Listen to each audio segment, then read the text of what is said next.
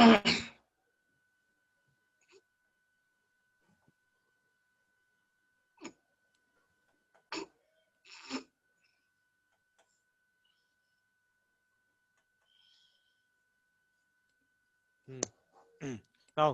Good morning to all of you. बेटा अभी तक अपन ने इस क्लास के अंदर क्या क्या पढ़ लिया, बेसिक जो इंपॉर्टेंट टर्म से स्टार्ट किया था जो बिल्कुल बेसिक है आपका, current, potential difference, potential, power, ये हमने कल देख लिया। और आफ्टर देन अपन ने कल ओम्स लॉ को स्टडी किया था। ओम्स लॉ के अकॉर्डिंग अपन ने उसका ग्राफिकल रिप्रेजेंटेशन करके उस पर्टिकुलर स्ट्रेट लाइन का जो स्लोप है वो हमारा रेजिस्टेंस है, उसको हमने ऑब्टेन कर लिया था। ओके, आफ्टर देन हमने जो रेजिस्टेंस ऑब्टेन किया था उस रेजिस्टेंस की वैल्यू देख के उसकी particular physical, theoretical, practical approach वो किस किस पैरामीटर पे डिपेंड करता है वो अपने वहाँ पे कंप्लीट कर लिया था। मतलब हमने रेजिस्टेंस कंप्लीट कर लिया है।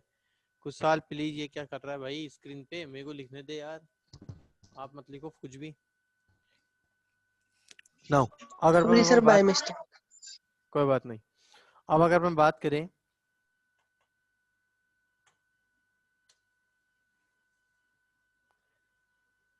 बात करें तो हमें आज आगे क्या करना है। बेसिक हमने सर्किट का रेजिस्टेंस देख लिया है बेसिक कंपोनेंट्स में, जो हमारा यूनिवर्सिटी के टॉपिक के फर्स्ट हेडिंग है बेसिक कंपोनेंट्स, उसमें रेजिस्टेंस हमारा कंप्लीट हो गया है। अब हमें आगे एक बात थोड़ा सा शॉर्ट में पढ़ना है, इंडक्टर और कैपेसिटर को, क्योंकि इसकी डिटेल स्टडी अपन यूनिट 2 में करेंगे।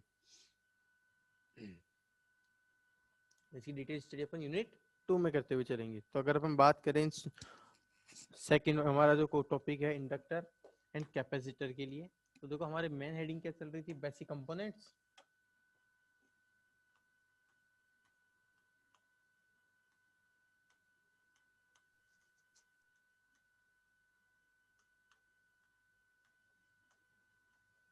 बेसिक कंपोनेंट्स हमारा टॉपिक चल रहा है, जिसके बेसिक कंपोनेंट कौन कौन से हैं।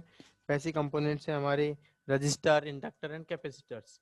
बेसिक कंपोनेंट है हमारे resistor, inductor and capacitor. These are the basic components.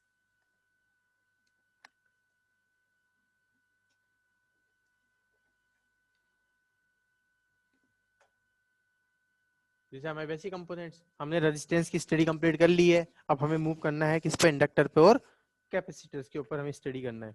तो देखो अगर अपन को इनको दोनों को शॉर्ट में पढ़ना है, कोई ज्यादा डिटेल में ये है नहीं। सेकंड यूनिट में अपन इसको प्रॉपर वे में डिटेल में स्टडी करते हुए चलेंगे। तो अगर अपन बात करें सेकंड टॉपिक हमारा इंडक्टर को,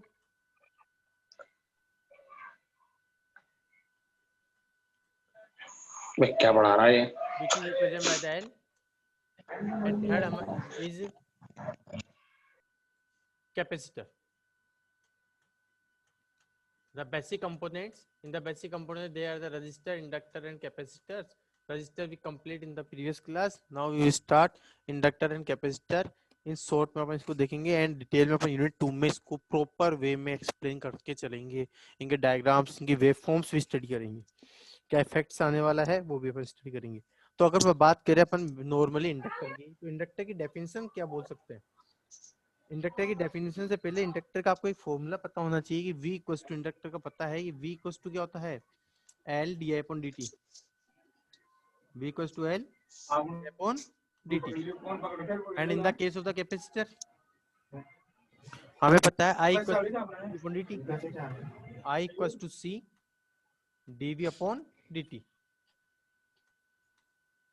These formulas represent the definition of the inductor and capacitor। किस तरह से, जैसे आपने पढ़ा अगर नॉर्मली अपन बात करें ओम्स लॉ में V इक्वल्स टू हमने IR देखा है। According to Ohm's law, V equals to IR. According to the Ohm's law, V equals to IR। अगर हमारे पास according to Ohm's law अगर हमारे पास V equals to IR है, एक minute, according to Ohm's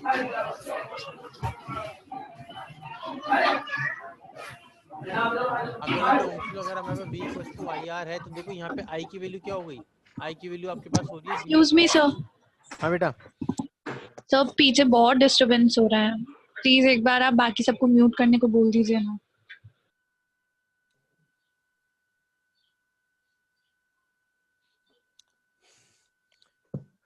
Rajesh माली, हर्ष, सचिन पाल, सुधीर, भैया मैं आप लोगों को इसलिए म्यूट खुद नहीं कर रहा परमानेंट, क्योंकि आप लोगों को कोई भी डाउट हो तो वो बोलिए मुझसे कर ना सको। ठीक है, तो भी अपने आप को म्यूट कर लो, देख। जिससे बाकी स्टूडेंट्स को प्रॉब्लम ना हो। अदरवाइज मैं सबको म्यूट कर दूंगा तो फिर आप लोगों के डाउट्स मैं क्लियर नहीं कर पाऊंगा, और चैट पढ़ने का टाइम मेरे पास होगा नहीं, क्योंकि चैट में कहीं गुड मॉर्निंग गुड आफ्टरनून चलता रहता है तो वो मैं देखता नहीं हूँ। तो भी अपने आप को म्यूट कर लो। Yes, yes Gautam, Sachin Pal please. Now अब देखो, अगर मैं बात करें according to ohms law, Ohm's law क्या बोलता है? V equals to I R. अगर अकॉर्डिंग टू ओम्स लॉ अगर V equals to I R है तो R की वैल्यू क्या हो गई आपके पास? यहाँ से R की वैल्यू आपके पास ऑब्टेन हो जाएगी V अपॉन I, जो हमने पढ़ रखा है। मींस यहाँ पे अपोन में क्या है? रेजिस्टेंस। याद रखने का तरीका बता रहा हूँ कि resistance is oppose the flow of current. Resistance oppose the flow of current. Similarly अगर अपन यहाँ पे बात करें तो यहाँ पे आपके पास इंडक्टर का फॉर्मूला आ जाएगा L equals to V upon d i upon d t, and capacitor का फॉर्मूला आपके पास यहाँ से निकल के आ रहा है I upon d v upon d t. अगर इस फॉर्मूले से अगर अपन देखिए और डेफिनेशन बनाने की कोशिश करें तो अपन बोल सकते हैं कि इंडक्टर एंड कैपेसिटर का अगर अपन फॉर्मूला बनाए तो क्या बोल सकते हैं कि inductor is the component, it's a component, inductor is the component which oppose, inductor is a component oppose the change of current, oppose the change of current। Inductor एक वो कंपोनेंट है जो करंट में चेंज का oppose करता है D i upon d T. Similarly अगर हम बात करें कैपेसिटर के लिए, तो कैपेसिटर के लिए क्या बोल सकता है? Capacitor is a component, capacitor is a component which oppose the change in the voltage. Oppose, capacitor is a component which opposes the change in voltage। आप इतना सा रिमेम्बर रखें, बाकी इससे ज्यादा कुछ भी अभी आपको नहीं पढ़ना, बाकी अपन सेकंड यूनिट में पढ़ते हुए चलेंगे। ओके, इंडक्टर की यूनिट क्या होती है? हेनरी, ये भी पता होना चाहिए। कैपेसिटर की यूनिट क्या होती है? फेराड। कैपेसिटर की यूनिट क्या होगी? फेराड। नया सब्जेक्ट आ गया मेरा पेन कॉपी और यहाँ पे नहीं बेटा जो म्यूट नहीं कर रहा मैं बेटा उसको रिमूव ही कर दूंगा क्लास से, मुझे कोई दिक्कत नहीं है और मुझे कोई फर्क भी नहीं पड़ता। डाउट हो तो ही आपका माइक ऑन होना चाहिए, अदरवाइज माइक हमेशा ऑफ ही रहना चाहिए। अदरवाइज मैं म्यूट ऑल करूंगा फिर परेशान होते रहोगे, कोई डाउट भी आएगा तो मैं क्लियर नहीं कर पाऊंगा। तो भैया ये अपने पास जो बेसिक कंपोनेंट में आपको ओनली इसको ही देखना है। अभी तो इंडक्टर कैपेसिटर में इतना डिटेल सफिशिएंट है। नाउ जो हमारा फर्स्ट यूनिट में टोटल रेजिस्टेंस चलने वाला है, तो मुझे अब रेजिस्टेंस को डिटेल में पढ़ना है। तो रेजिस्टेंस की अगर हम बात करें, पहले ये बताओ ये फर्स्ट यूनिट कंप्लीट है क्या? नोट कर लिया गया?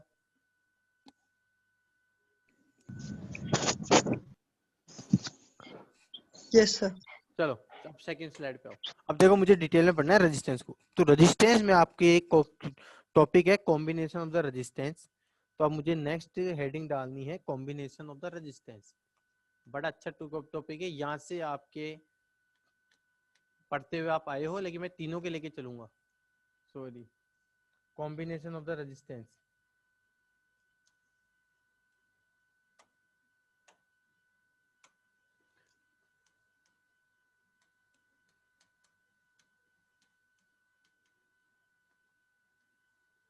Combination of resistors. सिंपल ऐसे अपन इंडक्टर को करेंगे और वैसे अपन कैपेसिटर को करेंगे, बट डेरिवेट ड्राइव करके अपन रजिस्टर को एक बार देख लेंगे और फिर आपको डायरेक्ट से फॉर्मूला याद रखना है। इसी डेरिवेशन को ही आज अपन सर थोड़ा हिंदी में भी बताओ। इस, हाँ बेटा, हेलो, इसी में अपन voltage division current division rule को भी देखेंगे। तो ये अच्छा टॉपिक है, ध्यान रखना है। कॉम्बिनेशन ऑफ रेजिस्टेंस में टू टाइप्स के कॉम्बिनेशन होते हैं आपके, series combination and parallel combination. There are the two types of the combination, series and parallel combination. अगर हम बात करें सबसे पहले सीरीज कॉम्बिनेशन को लेके, सीरीज कॉम्बिनेशन, तो देखो सीरीज कॉम्बिनेशन की डेफिनेशन तो मैं बोलने वाला नहीं हूं अभी, पर इसको अगर समझने तो क्या बोल सकते हैं कि सीरीज कॉम्बिनेशन क्या है? A arrangement is particular arrangement of the resistance in which a proper arrangement of the resistors in which the end terminal of the first resistor in which end terminal of the first resistor, जैसे आपका first resistor है, इस first resistor का and terminal is connected with the starting terminal of second and the end terminal of second is connected with the starting of third and so on. Such type of combination is known as series combination. R1, R2, R3 and so on ही चलता रहेगा, hand सोन ये चलता रहेगा। तो अपन क्या बोल रहे हैं, सीरीज कॉम्बिनेशन क्या है? एक combination of the register in which the end terminal of first, भैया पहले रजिस्टर का जो एंड टर्मिनल है वो कनेक्ट हो रहा है दूसरे वाले रेजिस्टेंस के पहले टर्मिनल से, मतलब end terminal of first connect with the starting of second, the end of second connect with the starting of third, and so on ही चलता रहेगा। This type of combination is known as series combination. अब इस series combination के अंदर अगर अपन इसका एक सर्किट डायग्राम इंप्लीमेंट, हाँ बेटा, अपन यहाँ पे अगर एक सर्किट डायग्राम को ड्रॉ करके देखें, इसको सीरीज सर्किट डायग्राम को, तो किस तरह से ड्रॉ होगा circuit diagram? In the series combination we have considered the three resistors and each resistor is connect, we have considered three resistor and each resistor is connect with a battery through the key. There is a battery plus minus particular potential V. Now we have considered a circuit diagram where the three resistors R1, R2 and R3 are connect in series with the battery. That type of combination the network is known as series combination network. अब यहाँ पे अगर हम बात करें तो हमने पढ़ा है कि when the circuit is complete then एक amount of current is start flow in the circuit. यदि हमारे पास सर्किट कंप्लीट है तो एक करंट फ्लो करना स्टार्ट होगा एंड करंट की डायरेक्शन क्या रहती है? Always higher potential level to the lower potential level, that is direction of current start हो जाएगा इस डायरेक्शन में। ये आपका करंट की डायरेक्शन स्टार्ट हुई, ये करंट आपका फ्लो होना स्टार्ट हो जाएगा इस पर्टिकुलर डायरेक्शन में, आपका करंट फ्लो होना स्टार्ट हो गया I, this amount of current is I. अब जैसे आपके पास यहाँ पे करंट फ्लो होना स्टार्ट होगा, सर्किट कंप्लीट हुआ, करंट फ्लो होना स्टार्ट हुआ, ओम्स लॉ आ गया। ओम्स लॉ बोलता है when the current is flow any component then across every component एक particular amount of voltage is drop. हर पर्टिकुलर कंपोनेंट के अक्रॉस एक वोल्टेज ड्रॉप होगा। तो अगर वोल्टेज ड्रॉप की बात करें तो यहाँ पे जो रेजिस्टेंस 1 है, इस रेजिस्टेंस 1 के अक्रॉस आपके पास एक वोल्टेज ड्रॉप V1 होगा। जो रेजिस्टेंस R2 है, इस रेजिस्टेंस के अक्रॉस आपका एक वोल्टेज ड्रॉप V2 आ जाएगा। और जो रेजिस्टेंस R3 है, इस रेजिस्टेंस के अक्रॉस आपका एक वोल्टेज ड्रॉप V3 ऑब्टेन हो जाएगा। इस रेजिस्टेंस के अक्रॉस आपका एक वोल्टेज ड्रॉप V3 ऑब्टेन हो जाएगा। मींस अगर अपन बात करें यहाँ पे तो हमारे पास यहाँ पे थ्री रेजिस्टेंस का कॉम्बिनेशन लिया है। When the amount of current start flow then across the each component particular amount of voltage drop is occur. Now ohm's law क्या बोलता है? According to the ohm's law V equals to IR। Now अगर अपन इसको फॉर्मूले को drive करने की कोशिश करें कॉम्बिनेशन ऑफ रेजिस्टेंस की, तो अपन क्या बोल सकते हैं? In the particular network when the key is pressed the circuit is becomes complete and after the complete circuit a sufficient amount of current I start flow in the network due to the current flow across the resistance which having the different values a particular amount of voltage drop occur across each of the component। एक particular amount का voltage आपका drop होगा हर एक component के across। तो इसकी value से अगर अपन कैलकुलेट करें तो कैसे कर सकते हैं? By the ohm's law.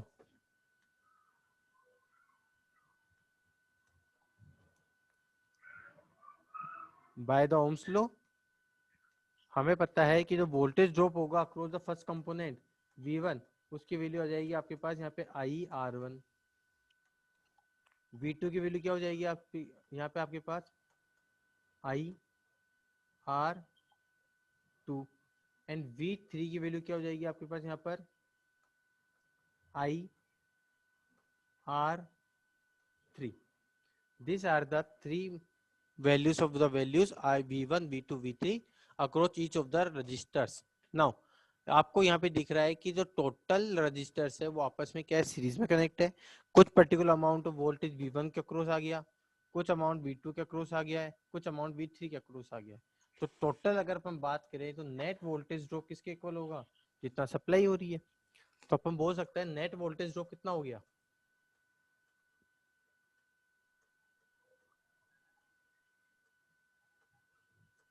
Net voltage drop आपके पास यहाँ पे आ जाएगा V equals to V1 plus V2 plus V3. और according to ohms law total voltage drop किसके इक्वल होगा, total current multiply total resistance के.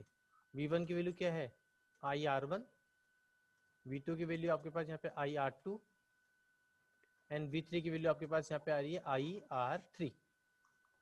इस अकॉर्डिंग अगर अपन I को कॉमन निकाल के कैंसिल आउट कर देंगे तो मेरे पास टोटल रेजिस्टेंस की वैल्यू ऑब्टेंड होगी यहाँ से R1 plus R2 plus R3. ये हमारे पास टोटल इक्विवेलेंट रेजिस्टेंस होगा कब, when the resistors are connected in the series. और ये आपने 10th में पढ़ा है, 12th में पढ़ा है, तो ज्यादा प्रॉब्लम्स नहीं आएगी. बट यहाँ पे कुछ इंपॉर्टेंट पॉइंट्स हैं, वो क्या है वो भी आपके माइंड में रहने चाहिए. की पॉइंट्स की बात करें, कुछ इंपॉर्टेंट पॉइंट्स भैया आपको सब पता है लेकिन वो नोट करते हुए चलना साथ के साथ. की पॉइंट्स की बात करें तो सबसे पहली बात इन द सीरीज कॉम्बिनेशन. अगर हम बात करें सीरीज कॉम्बिनेशन में तो एक भी नोट करो कि जितने भी रजिस्टर्स हमने सीरीज में कनेक्ट किए हैं, अब चाहे वो रजिस्टेंस हो, चाहे इंडक्टर हो, चाहे कैपेसिटर हो, तीनों के केस में कह रहा हूँ इन the series combination, in series combination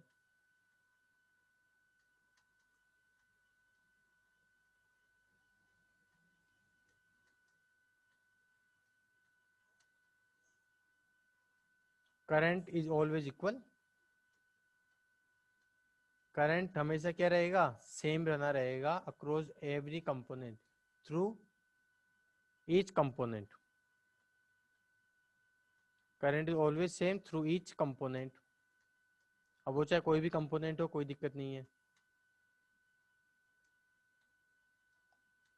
second अगर हम बात करें, अगर करंट सेम है तो पोटेंशियल ड्रॉप देखो यहाँ पर V1 अलग आ रहा है, V2 अलग, V3 अलग. किस केस में, यदि रेजिस्टेंस की वैल्यू भी सबकी डिफरेंट डिफरेंट है. If the resistance values are differ, अगर हमारे पास रेजिस्टेंस की वैल्यू सबकी क्या आ रही है, डिफरेंट डिफरेंट आ रही है, तो डेफिनेटली अगर डिफरेंट वैल्यूज ऑफ रेजिस्टेंस के कारण हमारे पास यहाँ पे वोल्टेज ड्रॉप भी क्या होगा, डिफरेंट होगा, क्योंकि करंट तो सेम है. R1 R2 R3 डिफरेंट है. When the I multiply R तो वोल्टेज ड्रॉप भी क्या होगा, चेंज जाएगा. तो हम बोल सकते हैं कि वोल्टेज ड्रॉप क्या होगा, different. Voltage drop are differ.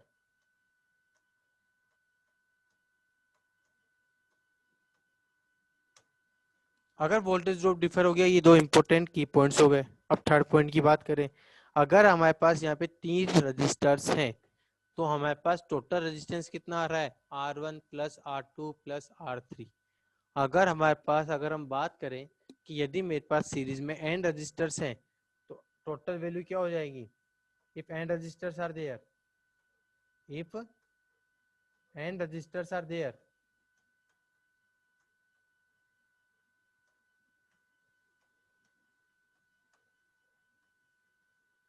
If n resistors are there, then हमारे पास टोटल इक्विवेलेंट वैल्यू जो ऑब्टेंड होगी वो कितना हो जाएगी, वो हो जाएगी हमारे पास n रजिस्टर्स को ऐड कर देंगे, that is R1 plus R2 plus R3 plus Rn. This is the total value of the equivalent resistance if the n resistors are connected in the series. But जो important point है वो क्या है, वो समझो यहाँ पर कि यदि मेरे पास रजिस्टर जो n रजिस्टर्स हैं, if all the equal values, if n registers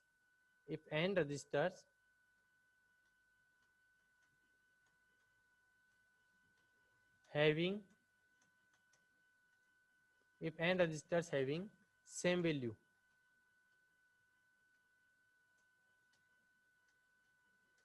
if n resistors, जितने भी रजिस्टर्स हैं, अगर उन सबकी वैल्यू सेम आ रही है, उस केस में आपके पास आर टी की वैल्यू क्या होने वाली है?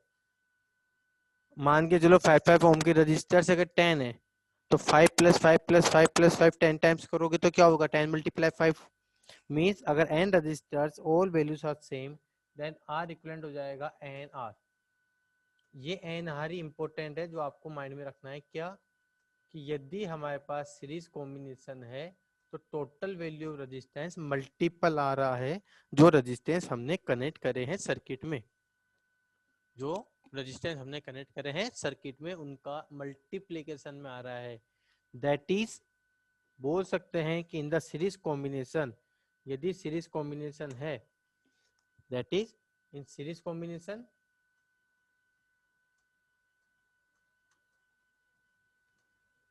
जो अब आपके काम आएगा चीज में, तो ये तो आपने 10th में 12th में पढ़ लिया। ये ध्यान रखना, इन सीरीज कॉम्बिनेशन हमेशा आर टी की वैल्यू जो होती है वो इंक्रीज होगी। अगर सीरीज कॉम्बिनेशन करना है तो हम कब करेंगे? यदि मुझे किसी भी नेटवर्क में, किसी भी सर्किट में यदि मुझे करंट को डाउन करना है या रेजिस्टेंस को इंक्रीज करना है तो मैं रेजिस्टेंस को सीरीज में ही लगा दूंगा। और यदि मुझे किसी नेटवर्क में, सर्किट में या पर्टिकुलर किसी लाइन के अंदर मुझे यदि करंट डाउन करना, इंक्रीज करना है या रेजिस्टेंस को कम करना है तो मैं रेजिस्टेंस की किसी वैल्यू को उनके पैरेलल में कनेक्ट कर दूंगा। इतना क्लियर है क्या?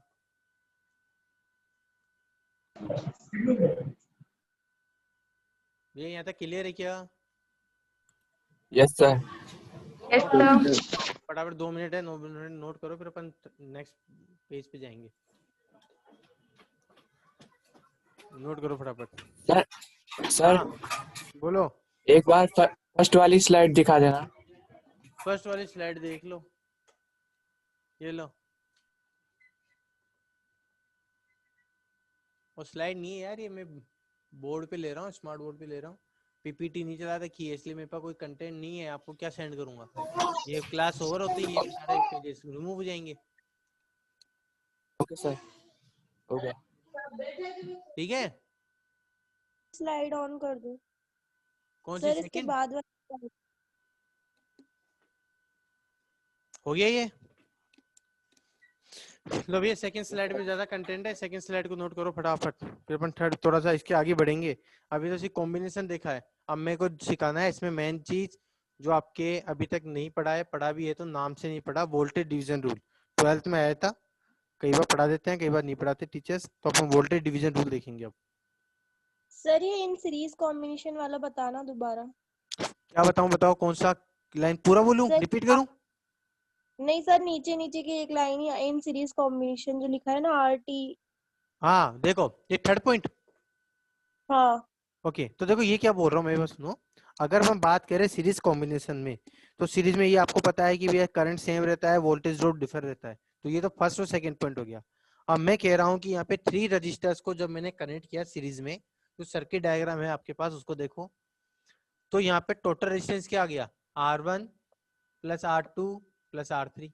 अब मैं कह रहा हूँ भैया 3 ना कनेक्ट करके यदि मैं मान लो n नंबर ऑफ रजिस्टर्स को सीरीज में लगा देता हूँ, मतलब मैंने 5 लगा दिए, 7 लगा दिए, तो जितने भी लगा रहा हूँ उन सब रजिस्टेंस को अपन ऐड करते हुए कर देंगे तो वो टोटल रजिस्टेंस आ जाएगा। क्लियर है क्या? यस सर, और ये लास्ट वाला है ना इन सीरीज यही कॉम्बिनेशन, बोल ये रहा वाली हूँ, लाइन। सुनो भी। अब मैं ये कह रहा हूँ कि मान के चलो, अज्यूम करो कि मैंने ये वैल्यू जो R1 R2 R3 लगाई है सर्किट डायग्राम में, एक बार देखो इसमें। अगर मान के चलो अगर आपके पास R1 की वैल्यू भी 2 ओम है, R2 भी 2 ओम है और R3 भी 3 ओम है, तो आपके पास टोटल कितनी वैल्यू आएगी बताओ? टोटल रेजिस्टेंस सर आर मतलब एन है। अगर 3 resistance R1 R2 R3 having the 2 ohm resistance, तो टोटल रेजिस्टेंस कितना आएगा? 6 ओम। अगर मान के चलो यही 5 ओम होता तो कितना आता? 5 है। तो आप देखो कि 5 × 3 कर दिया, 2 × 3 कर दिया, तो मैं कह रहा हूं यदि मैंने किसी सर्किट में मान के चलो 250 रजिस्टर्स कनेक्ट कर रखे हैं, 250 रजिस्टर्स कनेक्ट कर रखे हैं और हर रजिस्टेंस की वैल्यू मान के चलो 2 ओम है, तो आप क्या 2 ओम प्लस 2 प्लस 2 प्लस 2 क्या 250 टाइम्स करोगे क्या? नहीं करोगे। तो आप क्या बोलोगे? If the n resistors same value, यदि जितने भी रजिस्टर्स है उन सबकी वैल्यू अगर सेम है, इफ द एन रजिस्टर्स और each resistor having the same value, मतलब जो भी रजिस्टर सबकी वैल्यू सेम है, तो आप क्या करोगे? कितने नंबर ऑफ रजिस्टर्स है उनसे उस पर्टिकुलर रेजिस्टेंस की वैल्यू को मल्टीप्लाई कर दोगे, आपके पास डायरेक्ट आंसर आ जाएगा। क्लियर है? Okay sir. Yes sir. इसका मतलब ये हो रहा है मल्टीप्लाई हो रहा है, मल्टीप्लाई मतलब रेजिस्टेंस इंक्रीज हो रहा है। तो मैंने ये बोला है कि सीरीज कॉम्बिनेशन में हमेशा रेजिस्टेंस की वैल्यू इंक्रीज होगी। Okay sir. हो गया यहाँ तक? Yes sir. अभी सीरीज कॉम्बिनेशन कंप्लीट नहीं हुआ है, इसका सीरीज कॉम्बिनेशन का एक नेक्स्ट अपवर्ड वर्जन जो आपके न्यूमेरिकल्स में बहुत काम आने वाला है, जो अपन न्यूमेरिकल्स करेंगे आपके इंजीनियरिंग के फर्स्ट लेवल पे, वहां पे बहुत जगह मैं अप्लाई करूंगा। वो रूल मैं अब आपको सिखा रहा हूँ सीरीज कॉम्बिनेशन का। करें आगे बढ़ूं? यस। नोट कर लिया? हाँ। चलो अब देखो सीरीज कॉम्बिनेशन हमने कर लिया है। सीरीज कॉम्बिनेशन में अब आपको एक चीज सीखनी है जो बहुत इंपॉर्टेंट काउंट होता है, voltage division rule. Series combination का ही पार्ट है voltage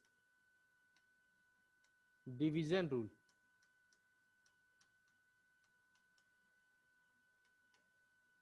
voltage division rule series combination का इंपॉर्टेंट पार्ट है वोल्टेज डिवीजन रूल। अब भैया वोल्टेज डिवीजन रूल सीरीज में ही क्यों लग रहा है, पैरेलल में क्यों नहीं लगेगा? क्योंकि सीरीज कॉम्बिनेशन में करंट सेम रहता है, तो करंट तो डिवाइड हो नहीं रहा है, वोल्टेज ही तो चेंज होता है पर्टिकुलर रेजिस्टेंस के अक्रॉस। तो हम सीरीज कॉम्बिनेशन में ही वोल्टेज डिवीजन रूल अप्लाई कर सकते हैं। अब किस तरह से करेंगे वो देखो, मैंने एक सर्किट डायग्राम ड्रॉ करा, अगर आज हो जाता है तो ठीक है, नहीं तो अपन कल इसको और देख लेंगे डिटेल में वोल्टेज डिवीजन रूल को।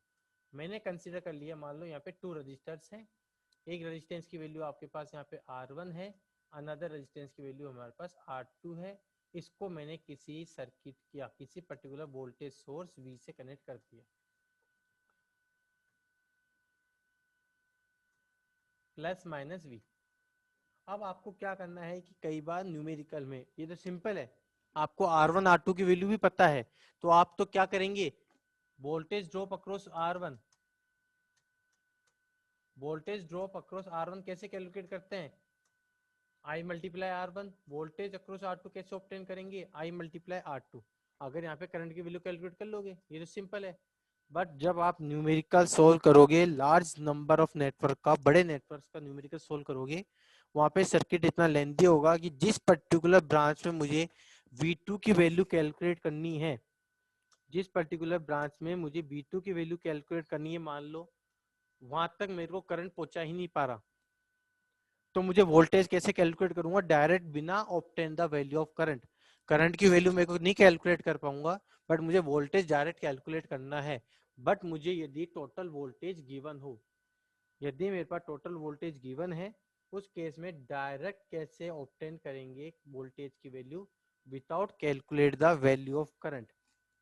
उसका ड्राइव करवा रहा हूँ फॉर्मूला ड्राइव इसलिए करवा रहा हूँ जिससे माइंड में थोड़ा सा क्लियर रहे, कंसेप्ट बन जाए। आपको डायरेक्ट फॉर्मूला ही लर्न करना है, फॉर्मूला बड़ा सिंपल है, ठीक है? फॉर्मूला बड़ा सिंपल है, और किस तरह से लर्न करना है वो टेक्निक भी मैं आपको सिखाऊंगा, वोल्टेज डिवीजन की, करंट डिवीजन की, रजिस्टर की, इंडक्टर की, कैपेसिटर की, सबका मैं आपको पैटर्न भी बता दूंगा किस तरह से आपको माइंड में फिट रखना है। बट पहले डेरिवेशन देखते हैं। अगर अपन बात करें इस वाले सर्किट पे, अगर मुझे नॉर्मल वे में जो अभी तक हमने करा है वोल्टेज कैलकुलेट करने के लिए, तो मुझे ये पता है कि जो V1 की वैल्यू आने वाली है यहाँ पे, वो आने वाली है IR1 according to Ohm's law, और V2 की वैल्यू मेरे पास आएगी यहाँ से IR2। इतना क्लियर है? अकॉर्डिंग टू ओम्स लॉ जो फर्स्ट वोल्टेज रेजिस्टेंस है उसके अक्रॉस वोल्टेज IR1 होगा, और जो सेकंड वोल्ट रेजिस्टेंस है उसके अक्रॉस मेरे पास वैल्यू IR2 ही आएगी। बट मुझे तो V1 V2 कैलकुलेट करना है, बट मेरे पास I की वैल्यू नहीं है। अगर I नहीं है तो मुझे I की वैल्यू को क्या करना पड़ेगा? एलिमिनेट करना पड़ेगा। अब I की वैल्यू क्या होगी? तो देखो यहाँ पे आल्सो इन सीरीज कॉम्बिनेशन, चाहे 2 रेजिस्टेंस हो, चाहे 3 रेजिस्टेंस हो, चाहे कितने भी रेजिस्टेंस हो, in series RT total resistance की वैल्यू क्या है हमारे पास, R1 प्लस R2 आ रही है, टोटल रेजिस्टेंस यही है। और टोटल करंट कितना हो जाएगा, नेट करंट, नेट करंट इस नेटवर्क का मेरे पास कैलकुलेट होगा I equals to total voltage V upon total resistance RT। ये total voltage upon total current आ जाएगा हमारे पास, total voltage upon total resistance, total current is obtain. ये वैल्यू जो I की है, अगर वो मैं यहाँ पर और यहाँ पे पुट कर देता हूँ तो I एलिमिनेट हो जाएगा। दैट इज नाउ मेरे पास voltage drop across first resistance कितना ऑब्टेन होगा, V1 equals to R1, I की वैल्यू पुट कर दो V upon RT। That is मेरे पास वैल्यू क्या निकल के आ जाएगी V1 की, V1 की वैल्यू मेरे पास आ जाएगी यहाँ से R1 upon R1 plus R2 multiply V। Similarly यहाँ पे V2 की वैल्यू क्या निकल के आ रही है हमारे पास, R2, करंट की वैल्यू पुट करी हमने V अपॉन RT, तो यहाँ से मेरे पास V2 की वैल्यू कैलकुलेट होकर आएगी R2 अपॉन RT की वैल्यू क्या है, R1 plus R2 multiply B। ये जो दो फॉर्मूले हैं, इन दो फॉर्मूलों को एक बार देखें तो this are known as voltage division rules, जहाँ पे मेरे पास V1 की वैल्यू और V2 की वैल्यू मैंने कैलकुलेट करी है विदाउट हेल्प ऑफ करंट। मुझे R1 R2 की वैल्यू पता है, V की वैल्यू पता है, डायरेक्ट याद कैसे रखेंगे, लर्न कैसे रखेंगे। तो लर्न रखने का तरीका एक चीज नोट करो कि मुझे जिस पर्टिकुलर रेजिस्टेंस के अक्रॉस, मुझे जिस पर्टिकुलर रेजिस्टेंस के अक्रॉस मुझे वोल्टेज की वैल्यू कैलकुलेट करनी है, कल के पैसे काट लेना सुबह वाले के, शाम को मैं था नहीं, जिस पर्टिकुलर रेजिस्टेंस के अक्रॉस मुझे वैल्यू कैलकुलेट करनी है, जैसे मान के चलो मुझे V1 कैलकुलेट करना है, मुझे V1 कैलकुलेट करना है, तो देखो V1 कैलकुलेट करना है तो V1 किसके अक्रॉस है, R1 के, तो जिस पर्टिकुलर वैल्यू कैलकुलेट करनी है वो रजिस्टेंस, जिसके अक्रॉस मुझे वोल्टेज ड्रॉप करना है कैलकुलेट वो रजिस्टर, अपॉन टोटल रजिस्टर जो भी सर्किट का है, अब 2 रजिस्टेंस है तो 2 आ जाएगा, 3 है तो 3 आ जाएगा, मल्टीप्लाई टोटल वोल्टेज। सिमिलरली यदि मुझे V2 कैलकुलेट करना है तो V2 क्या हो जाएगा, V2 किसके अक्रॉस है, R2 के, तो R2 जिसके अक्रॉस मुझे कैलकुलेट करना है वो register, upon total register multiply total voltage. इस तरह से अपन कैलकुलेट करेंगे वोल्टेज डिवीजन रूल। अब यहाँ पर एक चीज और आती है, सर अगर इंडक्टर हो तो क्या करेंगे, कैपेसिटर हो तो क्या करेंगे, इंडक्टर आ गया तो क्या करूंगा, कैपेसिटर हो गया तो क्या करूंगा, भैया ये तो बता दो। तो अगर मैं बात करूं इंडक्टर और कैपेसिटर में, तो एक चीज ध्यान रखना, इंडक्टर और रेजिस्टेंस का सेम नेचर की तरह काम करता है, जबकि कैपेसिटर अपोजिट की तरह काम करेगा। तो यदि मेरे पास मान के चलो इंडक्टर है, या ये नोट हो गया क्या, मैं इंडक्टर कैपेसिटर कल आपको प्रॉपर वे में टेबल बना के दे दूंगा, कोई दिक्कत नहीं है, याद रहने का सबसे बेस्ट तरीका है टेबल बना दूंगा, जिसे कोई दिक्कत ही नहीं आएगी। ये क्लियर है, यस सर। चलो नोट कर लो यस इसको, सर। Voltage yes sir. कर लो, फिर अपन कल करंट डिवीजन रूल देख के, मतलब पैरेलल कॉम्बिनेशन और करंट डिवीजन रूल देख के एक टेबल बना देंगे टोटल, जो आपका current division voltage division rule हो जाएगा पूरा कंप्लीट। और मैं ज्यादा लैंग्वेज नहीं लिख रहा क्योंकि आपको प्रॉपर वे में जो चीजें हैं वो देख लो, बाकी मैं आपको थोड़े थोड़े दिनों में आपको मैं कंटेंट प्रोवाइड करा दूंगा जिससे आप पढ़ सकते हो। बाकी ये सब हेल्प करेगी आपकी न्यूमेरिकल्स में, इस चैप्टर से न्यूमेरिकल ही आएगा, और मैं न्यूमेरिकल जब आपको कराऊंगा तो मैं प्रॉपर वे में हर एक थ्योरेटिक छोटा से छोटा पॉइंट भी मैं नोट करूंगा, जिससे आप भी कॉपी में नोट करते चलो। पर रिक्वेस्ट है भैया नोट करते चलना, मैं नोट्स बनाते चलना, नोट करो फटाफट।